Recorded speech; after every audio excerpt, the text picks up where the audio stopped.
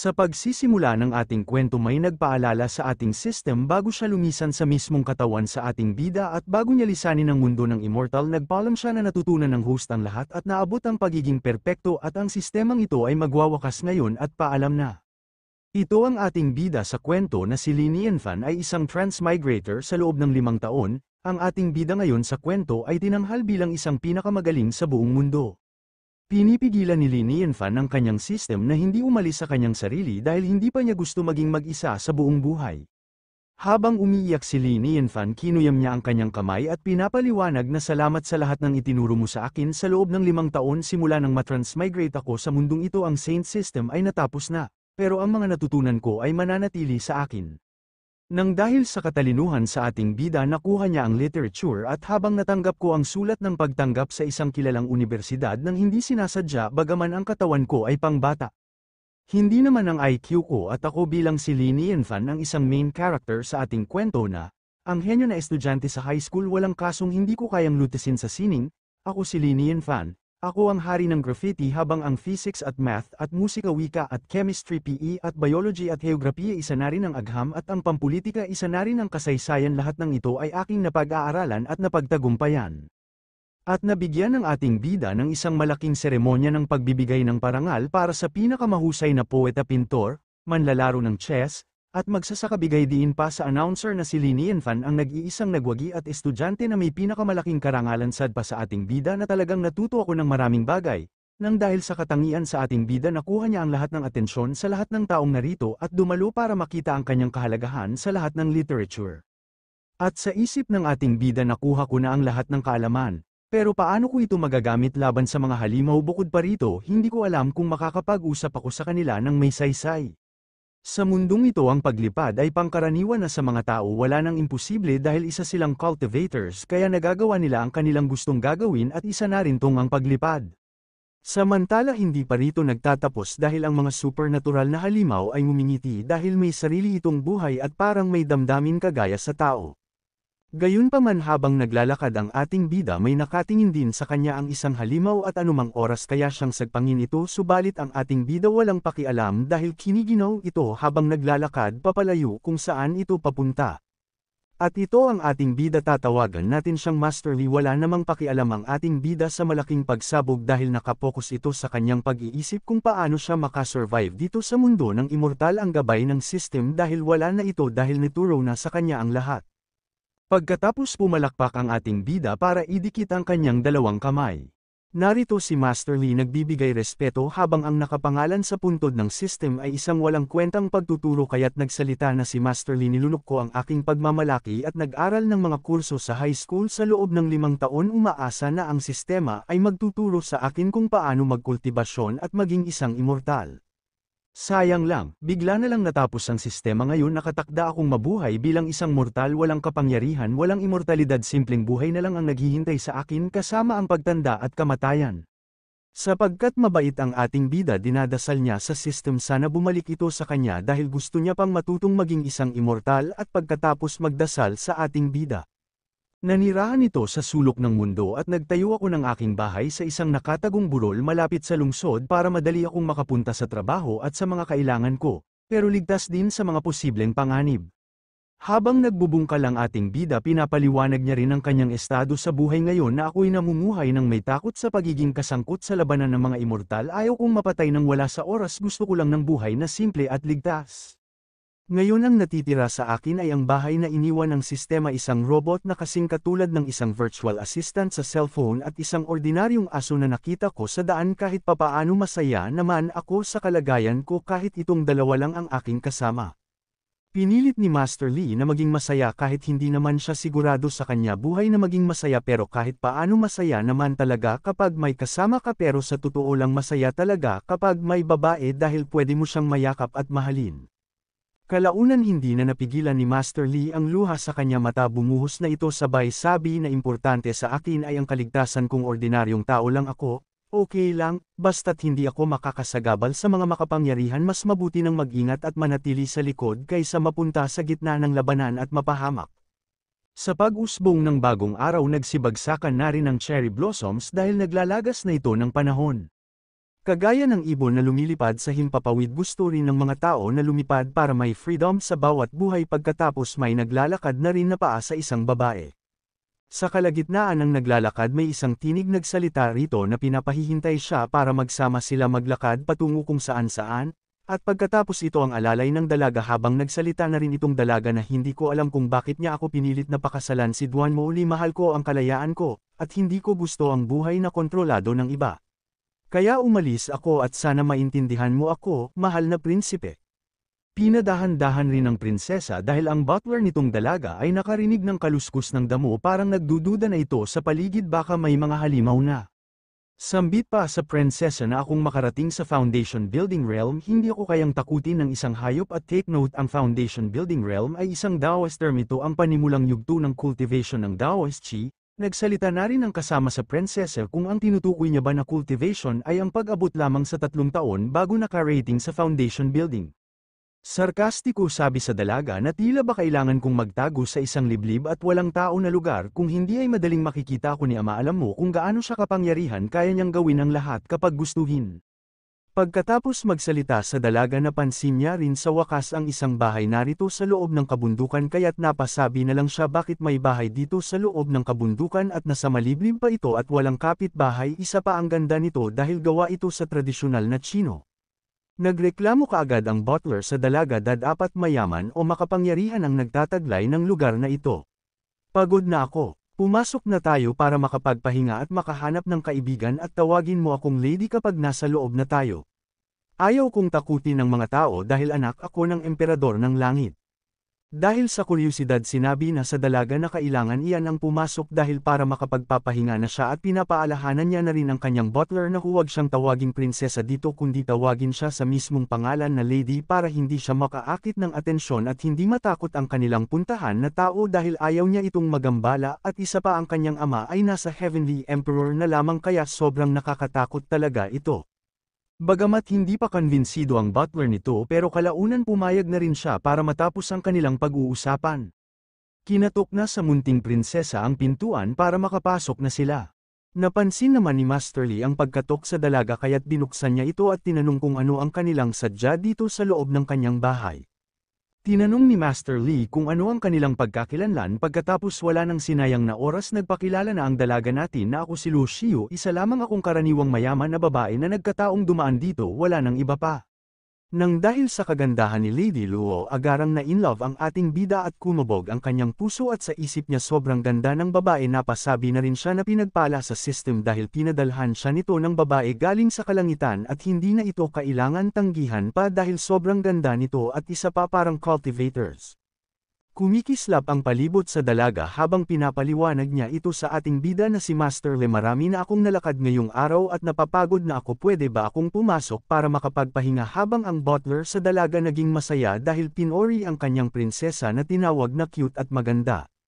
Umikot ng 360 degrees ang paa ni Master Li. Pagkatapos niyaya niya ang dalaga na pumasok at walang pag-alinlangan pumasok na ang dalaga at aganda naman siya sa loob, habang ang isa naman itong mangha-mangha dahil hindi pala basta-basta ang loob sa bahay ni Master Lydell. Marami itong garden at bukod pa rito sagana sa spiritual. Tinanong ni Master Li kung ilang araw sila tumira dito sa kanyang bahay para mapaghandaan niya ito ng sakto. Umami naman ang dalaga na mag-overnight lamang sila dito dahil aalis na rin sila pagkatapos magpalipas oras dito sa gabing ito dahil kuha na ang tamang sagot sa ating bida nang sinabi sa dalaga kung gusto na ba nilang kumain, at bukod pa rito saad pa sa ating bida na 5 taon na rin siyang walang bisita kaya hindi niya alam kung paano ito paglilingkuran. Tumawag na si Master sa loob ng kusina na ipaghanda ang kanilang bisita ng watermelon at iba pa para sa kanilang magandang bisita. Nilinga ni Lady Luo ang paligid sa bahay ni Master Li, ang bumungad sa kanya ang magandang tanawin. Bukod pa rito marami ang magagandang tanim. Ang bakuran na ito ay pinalamutian sa isang natatanging paraan. Pakiramdam ko ay mas nakaistilo ito kaysa sa Imperial Court. Naglalakad na rin ang isang robot patungo sa kanila habang may dala itong watermelon at kumakanta na ito, at ni Winnie welcome ang dalawang dalaga dahil masaya itong pinaglingkuran niya. Habang papalapit ang robot, hindi rin maproseso sa dalawa kung ano ang kanilang nakita, at isa pa hindi maipinta ang kanilang pagmumukha. Hanggang sa napabalikwas na sila dahil buhay ang nilalang ang lumalapit sa kanila. Pagkatapos nito nagsasalita pa at hindi sila makapaniwala na umiiral pala ang ganitong divine treasure sa mundo ng immortal. Binatukan ni Master Lee ang robot dahil tinatakot niya ang kanyang bisita at isa pa wala itong gaanong respeto kung baga pinapakita nitong robot na hindi siya rumspeto sa mga tao mula naman sa malayo hindi pa rin makapaniwala ang dalawa saad ni Lady Luo na itong robot na sa kanilang harapan ay sobrang talino at isa pa itong immortal kung makapagsalita kahit ang butler sa ating dalaga napakamento na rin kung bakit ang isang nilalang ay narito sa mundo ng immortal hindi ba ito isang divine treasure. Masayang sinabi ni Master Lee sa kanilang dalawa na huwag kang mag-alala magandang panauhin ito ang aking kasambahay maaari mo itong tawaging witty ito ay isang robot. Humihingi ng pasensya ang robot at simula ngayon tatawagin natin siyang si Shobay nang dahil sa pinapakitang asal niya kanina natakot niya ito kaya't humihingi siya ulit ng pasensya. Mali ang pagkaintindi sa dalawa dahil pinagkamalan si Shobay ng isang rubber boat o sa madaling salita isang gunga. Pinaliwanag ni Master Lee ang impormasyon at ginamit niya lang naman ang pananaliksik na medyo mahirap ipaliwanag sa conclusion, ito ay isang tool na hugis tao na naimbento batay sa ilang mga prinsipyo maaari lamang itong magsagawa ng mga simpleng gawain tingnan lamang ito bilang isang bahagyang mas matalinong laruan. Napakayam ng kamao habang sambit pa sa dalaga sa isip na paano niya masasabing laruan ito ay isang matalino hugis tao na sandata at kung gagamitin naman ito sa isang malaking digmaan ito ay isang immortal item. Habang namumula si Master Lee sinabi niya rin sa dalaga na naiintindihan mo ang gayong abstract na konsepto sa isang segundo tiyak na ikaw ay isang magsasaka. Nilapag na sa misa ang 2 piraso na watermelon at sabi ba sa ating bida sa 2 dalaga na ang nagtanim sa watermelon at siya rin ang nagdidilig at nagpapalaki. Kumuha lamang sila hanggat gusto at kung medyo kulang pa ito sa kanila maaari niya itong pagkukunan at marami pa naman dito sa loob ng kanyang bakuran wag lamang sila mahiya kumuha at kumain hanggat gusto. Ito ay isang tunay na organikong pakwan sa aking bayan walang paraan upang makahanap ng pakwan na ganito kaperpekto na pagtubo. Dahil sa matatamis ng ngiti sa ating bida nagpasalamat naman si Lady Luo at sa isip niya ordinaryong pakwan lang pero hindi ko tatanggihan ang kabaitan niya. Kumuha ng isang piraso si Lady Luo para tignan kung ano ang lasa ng watermelon at pagkatapos kumikinang ito sa ganda at ang katas nito ay umaapaw at umaakit sa panglasa ng isang tao kaya't. Walang sinayang na segundo si Lady Luo kumagit na siya para matikman ang sarap ng pakwan. Hanggang ang paa ni Lady Luo nagkatubig ng walang sa oras ng dahil ito sa pakwan. Laking pagtataka ni Lady Luo kung bakit napalibutan siya ng tubig na wala naman siyang kinain na prutas bukod sa pakwan, habang nag-ibang anyo ang paligid ni Lady Luo napunta rin siya sa Sea of Consciousness. Ang bawat tinignan sa dalaga ay bumungad sa kanyang isang parang sa ibang mundo at sobrang ganda nito at nakakabighani sa unang tingin pa lamang. Hindi pa rito nagtatapos dahil bumulusok ang malakas na tubig at dinala ang ating dalaga sa kalangitan. Ramdam sa dalaga ang spiritual na aura at maraming pinagbago sa kanyang sarili. Habang mainit na dragon ay nagpakita sa kanyang likuran kaya't dama sa dalaga ang maraming pinagbago sa kanyang katawan at nakapag-breakthrough ito sa sunod na antas pagkatapos may narinig ang dalaga sa labas ng Sea of Consciousness. Kaya tinawag si Lady Luo dahil bigla itong nawala ng ulirat habang kinakain ang pakwan kaya't walang alinlangan na tinawag sa butler. Nabigla tuloy si Lady Luo dahil nakapag-breakthrough siya sa foundation building nang walang kahirap-hirap at isa pa pakwan lang ang kanyang kinain at napunta na kaagad sa ibang realm ang kanyang antas. Naging hindi ko ito maabot ng 3 taon dahil kulang ako sa isang katiting ng lakas ng tawista ngunit ngayon matapos kong kainin ang pakwan nagawa ko itong maabot. Matapos sa pag-breakthrough si Lady Luo bumulong rin si Master Lee sa kanyang sariling aso nakausap naman niya ang kanyang sarili dahil sa architecture at napansin kasi sa ating bida na wala sa ulirat ang dalaga sa pagkain sa pakwan habang ang butler nito sumisigaw kung ano-ano naman ang pinagsasabi nitong kanyang munting prinsesa. Bagamat nakapasok sa bagong antas ang dalaga hindi rin siya nag-alinlangan humawak sa ating bida na si Master Lee sa kanyang kamay na papasalamat at nakarich siya patungo sa foundation building realm kaya laking papasalamat talaga niya sa ating bida. Dahil hindi naman mayabang ang ating bida pagdating sa pagkain at iba pa pinagsabihan niya rin ang dalaga itigil ang pagiging nasa itaas normal na pakwan lang yan kahit na gusto mo ito hindi mo kailangang gumawa ng isang kwento upang purihin ito pero ang dalaga sa una hindi pa nakinig at ang mga mata nito kumikinang pa at nabuo dito ang star. Pero sa huli naintindihan rin sa dalaga kung anong ibig sabihin ni Master Lee kaya't napatanong siya sa kanyang sarili kung na-open niya ba ang ating bida.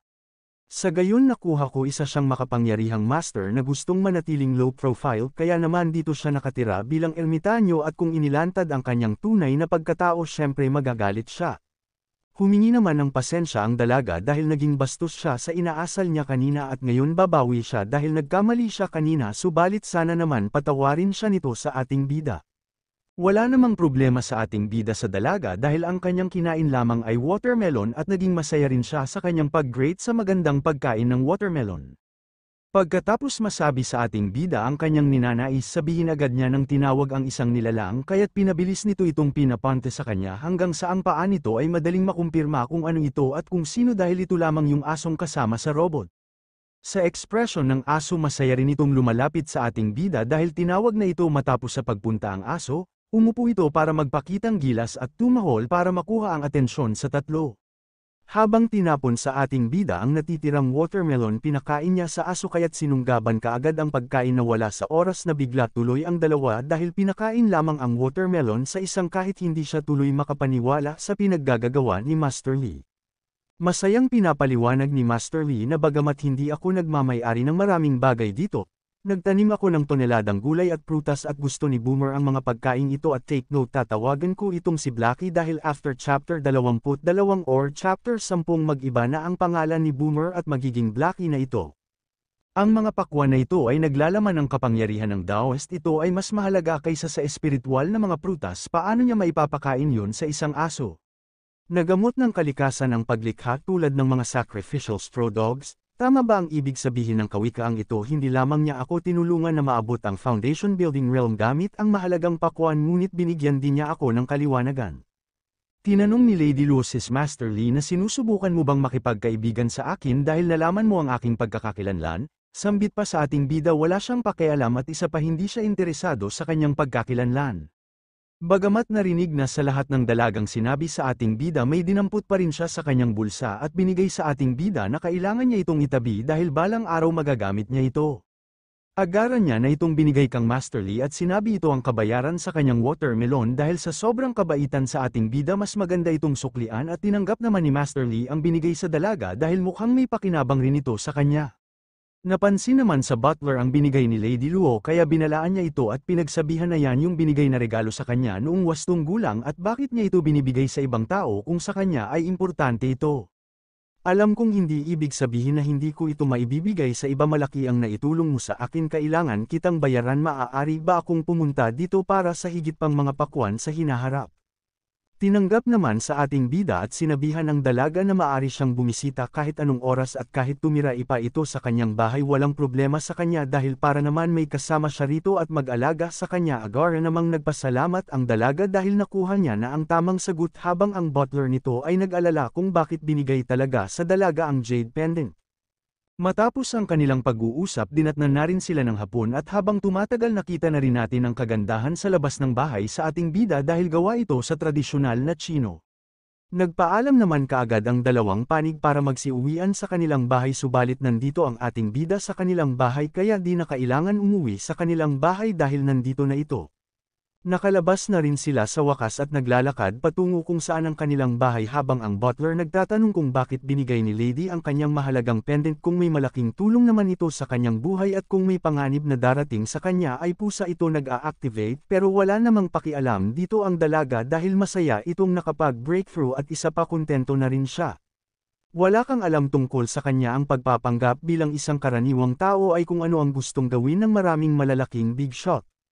Talagang isa siya sa mga pinakamahusay na magsasaka sa mundo bilang isang prinsesa, tungkulin kong makipagkilala sa mga talento. Sigurado malakas siya at puro taoismo lang ang pinapahalagahan niya pero nang makita niya ang sikat na pendant na iyon kaya't alam na niya ang aking pagkakakilanlan at naantig siya sa aking katapatan. Ang pagtanggap sa pendant ay nangangahulugan na pumayag siya na maging kaibigan ko siya at sa sobrang swerte ko marahil ako ang pinakamaswerteng tao sa buong mundo. Nakuha naman kaagad ang ibig sabihin sa dalaga kaya't naintindihan na sa butler kung anong ibig ipahiwatig tinanong niya ito kung babalik na ba sila para magpakasal kang Duan Moli sarcastic ko namang sinabi sa dalaga na wala siyang pakialam at kalimutan na lamang ang kanilang kasalanan dahil wala yung kwenta pagdating sa kanya. Sa kabilang eksena lumipat na kaagad ng ating kwento sa loob ng bahay nilang Master Lee habang ang magandang figura at ibon dito ay lumilipad sa himpapawid alangan namang naglalakad. Xiaobei at Blackie tingnan mo kahit na ito ay isang pangkaraniwang jade pendant, ito ang unang beses na nakatanggap ako ng regalo mula sa ibang tao. Pero dinampot naman ang Jed pendant na hawak ni Master Lee dahil kinagat ito ni Blackie at sabay takbo habang hinabol naman kaagad ni Master Lee si Blackie para kunin ulit sa kanya ang Jade pendant subalit sobrang bilis na katakbo si Blackie. Hanggang sa tanging madinig natin ang pagsigaw ni Master Kang Blackie dahil umabot pa ito sa kakahuyan at nagsiliparan ang mga ibon alangan naman naglalakad. May isang paa naman ito nakapak sa damo habang nakatingin sa mataas na burol tinignan kung saan nagmumula ang isang tinig. 3 tao ang nakaharap sa mataas na burol at saad pa sa isa kung may tao ba doon mula sa ilalim ng burol dahil may isang tinig dito ang nakakuha sa kanilang atensyon ngayon pamantahimik lang ang dalawa dahil hindi nila na-clarify ng maayos kung may tao ba talaga wala. Hindi pa natin alam kung sino ang bagong karakter na dumating sa kwento subalit marami itong kabalastugan pagdating sa kwento dahil di ko rin nabasa pero may hinanap sila ng isang tao o di kaya monster dahil ito lamang ang aking nahagilap sa aking kwento.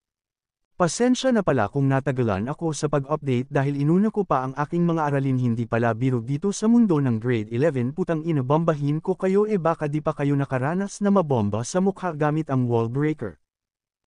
Habang nagbibingwit ang ating bida relax din itong naghihintay kung kailan siya makakuha ng isda at ang kanyang panghataw sa bingwit at kailan ito makakagat dahil ilang araw na rin siyang naghihintay habang kasama si Blackie, hanggang sa umabot ng milyong taon. Ginabi na rin si Master Lee habang wala pa rin siyang kuhang isda dahil ginagabi na pero palay bingwit pa rin ito kaya't ang cherry blossom nito ay nagsilaglagan na habang si Blackie tulog pa rin. Hindi may pinta ang mukha sa ating bida dahil wala talaga siyang makuha kahit isang isda at sa oras nito ginabi na sila kakahintay kung kailan kumagit subalit wala talaga. Habang nakatingin si Master Lee Kang Blackie agad niya rin itong tinanong kung kinakain ba niya ang nilalagay na isda dahil hindi naman ito mawawalan dahil bawat buwan naglalagay si Master Lee ng krill para hindi maubos ngunit ngayon wala siyang makuha kahit isa. Isa pa naalala ko naglalagay ako ng golden carp pero hindi ko ito nakikita kahit saan siguro kinakain mo talaga ang mga isda na nilalagay ko rito sa loob ng fish pond subalit palay iling pa rin si Blackie dahil hindi niya ito talaga kinakain pero ang ating bida diniinan talaga na siya ang dahilan kung bakit wala siyang makuhang isda ngayon o sadyang malas lang talaga kapag kasama si Blackie. Dumidistansya kagad at tumayo si Blackie para umiwas kung ano man ang gagawin sa kanya ni Master Lee habang ang titig ni Master Lee ay dinspirado pa rin na makakuha ng tamang sagot ang Blackie. Pero sa isang iglap nagbago kaagad ang mood ni Master Lee at napakamot ito dahil masaya naman siya na kahit wala siyang makong isda bukas ipagpapaliban na lang niya pupunta siya sa bayan para bumili at sa isip naman Blackie itong master niya wala talagang kapwang buang dahil bigla na lang itong naging tanga o minsan biglang nag-o-overthink. Kinabukasan inutusan na ni Master Lee si Xiaobai na magbantay sa likuran dahil baka may magnanakaw sa kanyang pakwan at iba pang mahalagang tinanim doon at sumunod naman kaagad si Xiaobai para sundin ang utos sa kanyang master. Lumipas ang oras nakarating na rin sa bayan si Master Lee at ang sigaw rito sa mga tao ay nandito na naman si Master Lee para bumili ng mga bagay at iba pang kagamitan. Sa loob ng magarbong tradisyonal na Chino binabati ang ating bida dahil matagal rin itong hindi nakalabas at nakapunta sa kanilang bayan kaya masaya silang narito ulit para bumili sa kanilang mga paninda. Ang isa nito sumigaw na hoy Mr. Lee tingnan mo ang aking bagong lutong steamed buns walang bayad sa iyo Master Lee dahil minsan lang naman tayo makikita at isa pasuki ka na rin agad namang sinabihan kaagad ang tindero na susuriin niya ito mamaya at pupunta muna siya sa mahalagang bagay. Abala si Master Lee habang may isang tinig rito nagsalita na Ginoong, huling beses mong tinulungan ang aking anak na babae na gamutin ang sakit, ngunit wala akong oras upang pasalamatan ka sa isip ng ating bida na bagaman hindi ko kayang linangin ang immortalidad ngunit ang sistema ay nagturo sa akin ng ilang mga kapakipakinabang na bagay makakatulong ako sa iba. Iniisip ng mga tao dito na mahusay ako, ngunit ito ay ilang pangunahing agham sa katunayan. Hindi ko kayang panatilihing buhay ang isang isda kaya nahihiya rin ako makisalamuha sa ibang tao dahil kahit sino naman kapag marunong ka sa agham ay tratuhin kang normal at sa paningin nila isa kang bayani kaya hiyang-hiya ang ating bida ngayon sa kanilang mga papuri. Lumapit si Master Lee sa isang tendero at nagsalita naman ang tindero nagbibinta ng isda na Master Lee narito na naman ulit hindi ba kakabili mo lang nung nakaraang buwan masyado kang madali at sa ngayon bibili ka ulit ng krill saad pa sa ating bida. Huwag mo akong paalalahanan na aalala ko na inilagay ko ang lahat ng krill sa pond ngunit wala akong mahuli na isda. Tinanong si Master Lee sa tendero na nasuri mo na ba ang kalidad ng tubig, kapaligiran at feed, sambit pa sa ating bida wala namang problema sa kanyang tubig at feeds dahil nakapasa ito sa PDEA at wala namang problema doon kaya malaking palaisipan sa kanila kung bakit nagkaganoon ang mga isda biglang naglalaho na parang bula. Binulong sa tendero ang ibig ipahiwatig niya na baka may halimaw sa loob ng lawa at doon mismo nanirahan sa kanya kaya't natakot tuloy si Master Lee sa pagkarinig dahil baka nagkakatuon na talaga na nag-mutate ang halimaw at doon pa mismo sa loob ng kanyang fish pond. Dahil mabait ang tindero agad binigyan ng maliit na tortoise o tatawagan natin turtle tinanong kaagad ni Master Lee kung para saan ang turtle na binibigay sa kanya. Pinaliwanag ng tindero na ang ganitong uri ng pagong ay mananatili sa lugar nito sa lawa at lalabas para sa ilang sikat ng araw tuwing hapon maaari mo itong ilagay sa loob ng pond at kung ligtas ito nangangahulugan iyon na ligtas ang iyong pond. Sambit pa sa atin bida sa tindero na kung hindi ito lumabas sa pond, malamang na kinain ito ng halimaw sinang-ayunan naman kaagad tendero ang ibig sabihin ni Master Lee na kung hindi talaga lalabas malamang may halimaw sa kanyang fish pond. Masayang binayaran ni Master Lee ang pagong na kukunin niya na ito dahil para masubukan kung may laman talaga na halimaw ang kanyang fish pond agad namang tumanggi ang tendero na ginoong Master Lee kung hindi dahil sa iyo sana'y nagsara na ang aking store matagal na ang nakaraan bata pa ang pagong na ito at hindi isang bihirang lahi kaya ibibigay ko ito sa iyo ng libre. At sa maulap na hapon nagdilim na ang kalangitan at nagpasalamat naman kaagad ang ating bida dahil libre lang ang nakuha niyang tortol. Hanggang sa napadaan si Master Lee sa maraming tao at nag-uusap habang ang isa rito umiiyak kapag pinapaliwanag na si Nanan ay nabihag ng isang halimaw sa kabundukan. Ano ang gagawin ko? Hindi siya makapaniwala kung bakit kinuha sila noon ng halimaw at isa pa wala pa yung kapwang puang. Nabigla tuloy si Master Lee kung bakit yung ginawa sa 5 taong gulang at isa pa bata pa si Nanan at wala pang saktong gulang kaya't hindi talaga magandang lumabas ngayong taon. Si Nanan pala ang anak ni Ate Zhang palagi niya akong tinatawag na, Kuya, kapag nakikita niya ako siya ay napakaganda parang anghel. Pinapatahan si Ate Zhang ng isang babae na hindi mo na kailangang masyadong mag-alala may 3 kultibador na umaakyat sa bundok tiyak na iligtas nila si Nanan, mga kultibador man ay mabuti pero galing sila sa ibang lugar. Hindi familiar sa lugar na ito, ang bundok ay napakalaki baka huli na kapag nakita nila si Nanan pero huwag kang mag-alala hindi sila ordinaryong tao. Dumarami na rin ang tao na pinapatahan si Ate Zhang at ang ating bida lumapit na rin rito para makichismises para na rin ma-clarify kung totoo ba talagang nawala si Nanan. Kumikinang at masayang sinabi ni Master Lee na pupunta siya sa bundok at huwag nang mag-alala si Ate Zhang dahil hahanapin niya si Nananan para mabalik sa kanya at hindi na rin ito maulit pa. Kung susundin ko ang landas ng pagpasok nila sa bundok, dapat ay maabyutan ko sila. Ginuuli ang mga halimaw ay may masasamang espiritu ito ay masyadong mapanganib na pumunta. Mag-iingat ako, kapag may panganib, tatakbo na lang ako, kakawayan ko lang naman sa kanila para ipakita ang daan, kaya ayos lang. Naglalakad na rin si Master Lee patungo kung saan sila Nanan at huling nakita habang kasama niya si Blackie at sa isip ni Blackie madalas na akong dumaan sa kagubatan kaya alam ko nang maayos kung saan nakatira ang mga halimaw at saka dito ako nanirahan bilang isang demon noon. Si Luo Xiu ay isa ring kultibador, kaya tanging umaasa lang ako na makakatulong ang Jade kapag kailangan ko ito pero nagtataka ako kung gumagana rin ba ito sa mga halimaw gayon pa man ang prabuisit na si Blackie sa kanyang master dahil wala talaga itong kakwenta-kwenta pagdating sa ganitong sitwasyon at isang papara itong bata kung mag-isip. Huminto kaagad si Blackie para tumahol sa ating bida at tinanong naman sa ating bida na anong nakita ni Blackie. Pumunta naman si Blackie para doon tumahol sa adpa sa ating bida kang Blackie na mga immortal na kultibador, pumunta ba sila sa direksyon ng mga halimaw? Tulad ng inaasahan sa mga immortal na kultibador may sarili silang paraan para hanapin ang mga halimaw mukhang nag-alala lang ako ng walang kabuluhan. Habang nagsasalita pa si Master Lee sa adnya kang Blackie na uuwi na sila dahil ligtas naman si Nanin nang dahil nandito na ang 3 cultivators pero biglang kumar-aypas ng takbo si Blackie at iniwan ng ating bida. Minumura si Blackie sa ating bida dahil iniwan naman siya kaagad nito at hindi tuloy maipinta ang pagmumukha ni Master Lee dahil tinakbuhan na naman siya ulit. Sa kabilang banda nandito na ang 3 cultivator sa habang pinapalibutan nila ang isang halimaw sa adpa sa isa nagtataka pa ako kung anong uri ng halimaw ang ganoon kalakas at mapusok isang leopardo pala ang kumidnap kay Nanan. At ito si Luo Hao unang beses kong lumabas sa sekta, kung makakapatay ako ng masasamang halimaw ngayon, tiyak na pupurihin ako ng maestro kuya.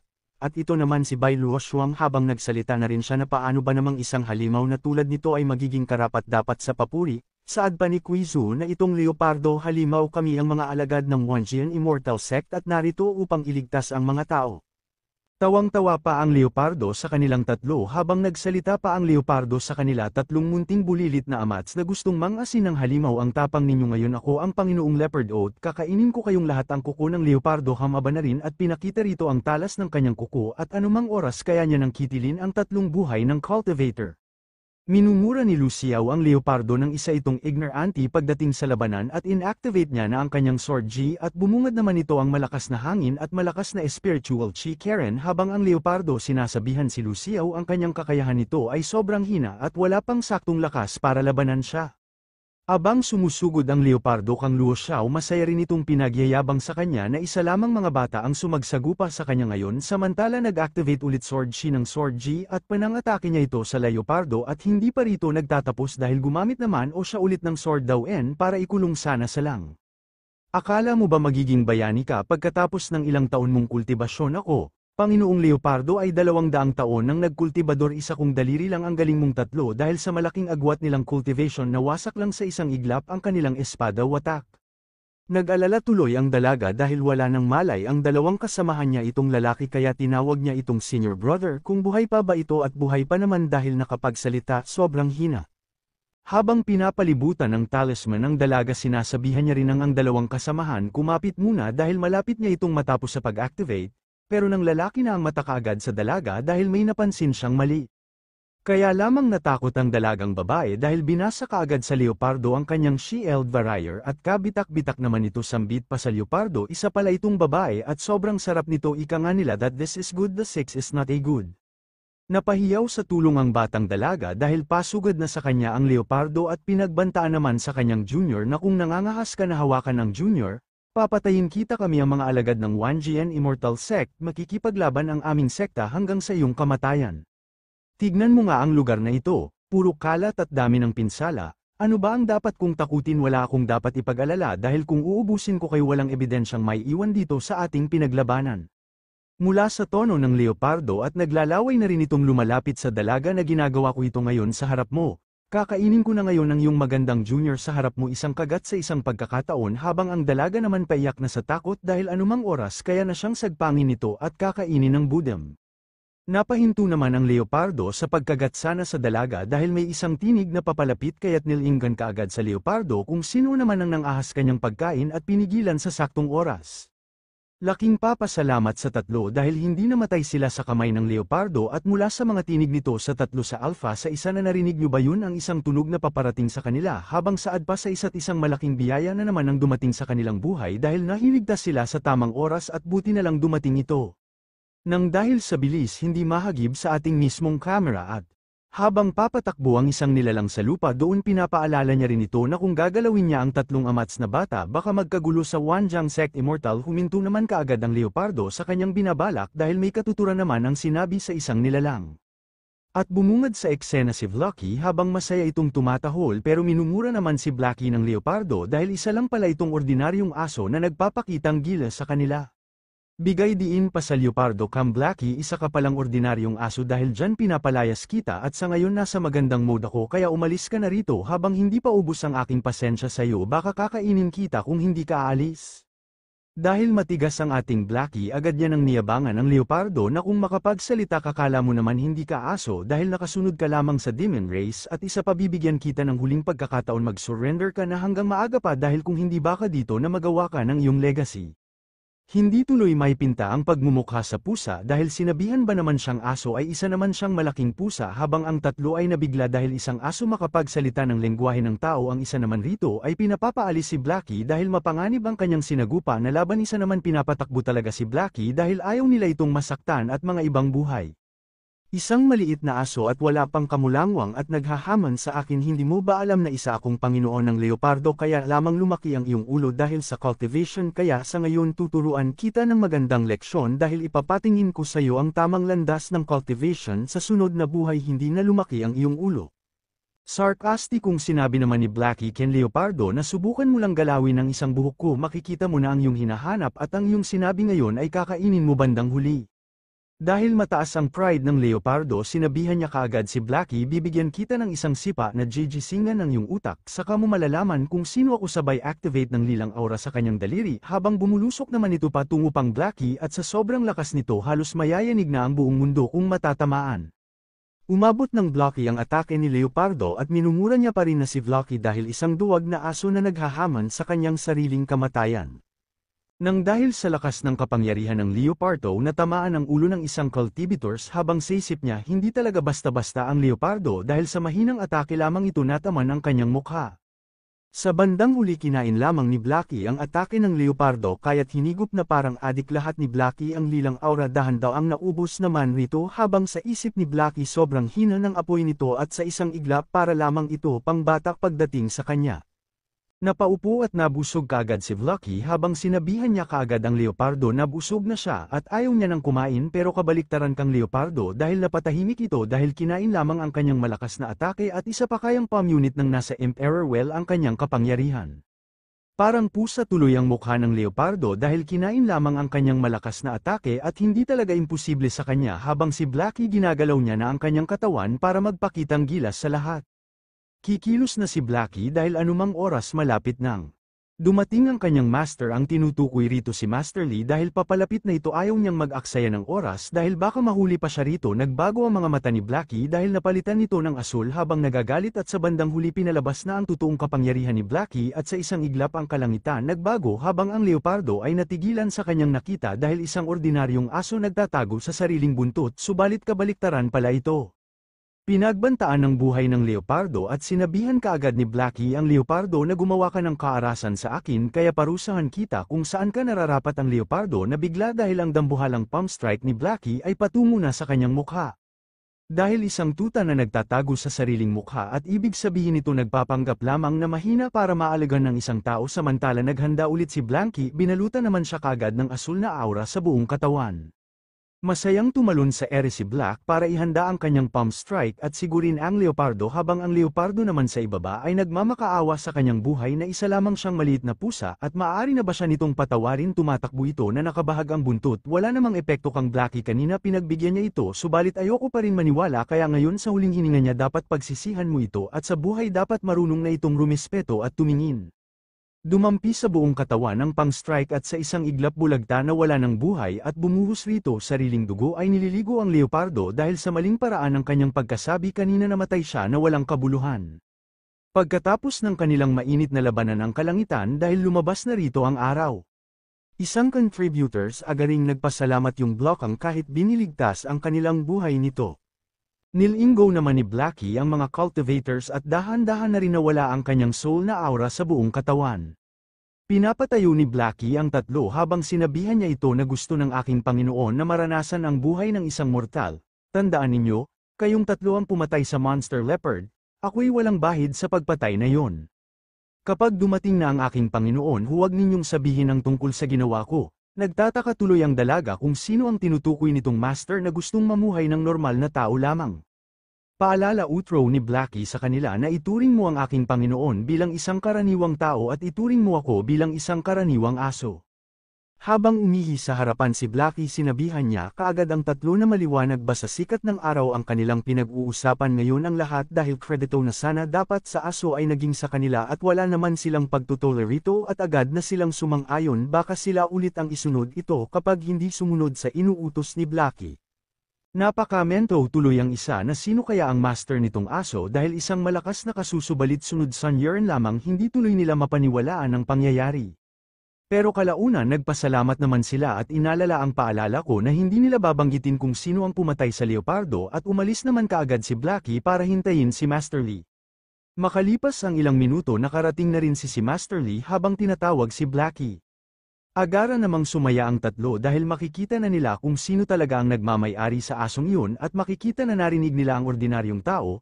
Hingal na hingal at prostrated ang mukha ni Master Lee dahil hinahabol niya si Blackie para lang ang makita ito at masagip sa mga halimaw at dahil ito pinagsabihan niya kaagad si Blackie na bakit ito tumakbo sa kalagitnaan ng kagubatan buti na lamang nakita niya ito.